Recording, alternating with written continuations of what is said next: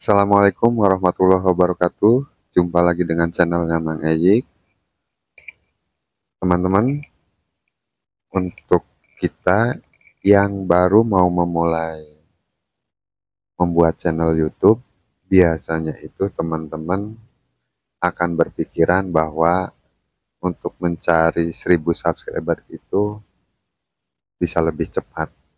Karena berpikir atau di otaknya itu pasti memikirkan bahwa saya mempunyai banyak teman, banyak saudara, atau keadaan di rumahnya itu keluarga besar. Jadi rata-rata mempunyai satu orang satu handphone gitu. Jadi untuk mendapatkan 1000 subscriber itu bisa lebih cepat ya.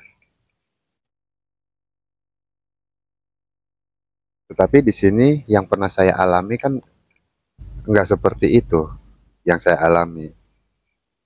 Kadang-kadang kita itu meminta subscribe saja kepada teman itu harus meminjam HP-nya, menonton video kita, lalu subscribe ke channel kita dengan posisi HP-nya itu kita pinjam.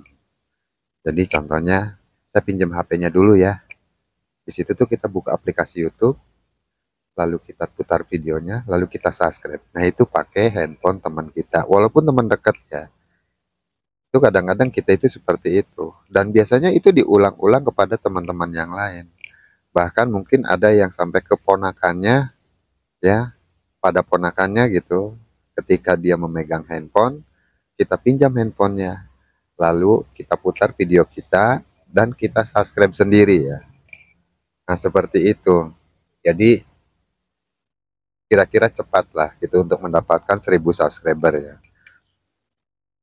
Padahal kalau seandainya dipikir-pikir ya, kita itu kalau misalkan minta subscribe, seringnya itu seperti itu. Kalau saya sendiri ya. Jadi contohnya saya sama teman. Teman di tongkrongan itu banyak. Ya mungkin ada sekitar 10 sampai 15 orang gitu ya.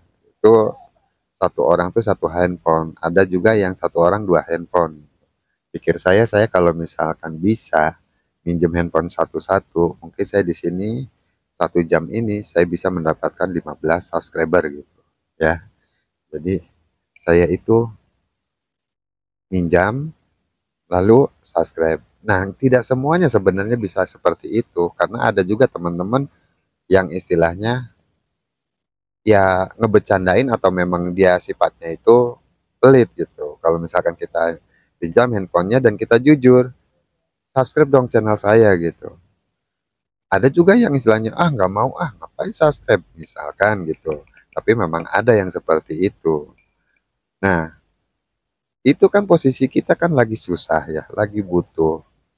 Karena itu kita minta tolong, secara nggak langsung pada teman-teman itu kan kita minta tolong ya. Supaya istilahnya subscribe ke channel kita, dan channel kita itu bisa cepat mendapatkan 1000 subscriber gitu. Benar.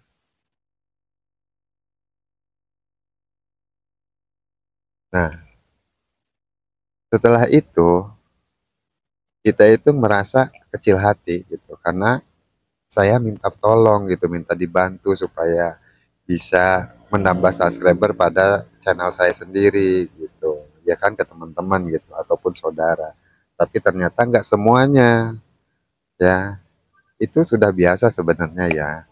Jadi kalau misalkan dalam kehidupan dunia nyata pun itu sama, bukan hanya di dunia online atau di dunia YouTube ya. Yang ketika kita lagi susah, itu tuh teman sama saudara tuh pada jauh gitu, nggak mau pada dekat gitu. Tapi kalau misalkan kita lagi senang atau lagi punya, itu beda lagi. Dia pasti bakal ngaku-ngaku kalau misalkan dia itu teman kita, atau dia itu saudara kita. Bahkan mungkin setan juga akan mengaku bahwa dia saudara kita karena kita lagi senang ya, lagi punya gitu. Nah, di sini kita akan mengambil pembelajarannya ya, pelajarannya aja untuk kedepannya itu supaya tidak dimanfaatin oleh teman-teman kita yang istilahnya hanya mau dekat di saat kita lagi susah, lagi senang saja ya. Tapi di saat kita lagi susah itu dia nggak pernah pada mau dekat. Jadi buat teman-teman, kalau misalkan mau membuat channel, itu jangan memikir ke arah ke situ dulu, bahwa istilahnya punya teman banyak, saudara banyak, atau keluarga banyak gitu. Yang akhirnya teman-teman itu bisa lebih cepat mendapatkan 1000 subscriber gitu ya. Bukan ya.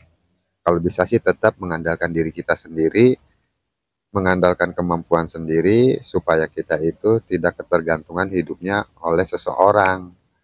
Jadi bahwa kita bisa enggaknya kalau misalkan mau ada yang subscribe atau enggak, yaitu ya tergantung dari kemampuan kita. Kita bisa membuat video yang bagus, ya bisa lebih cepat untuk mendapatkan 1000 subscriber.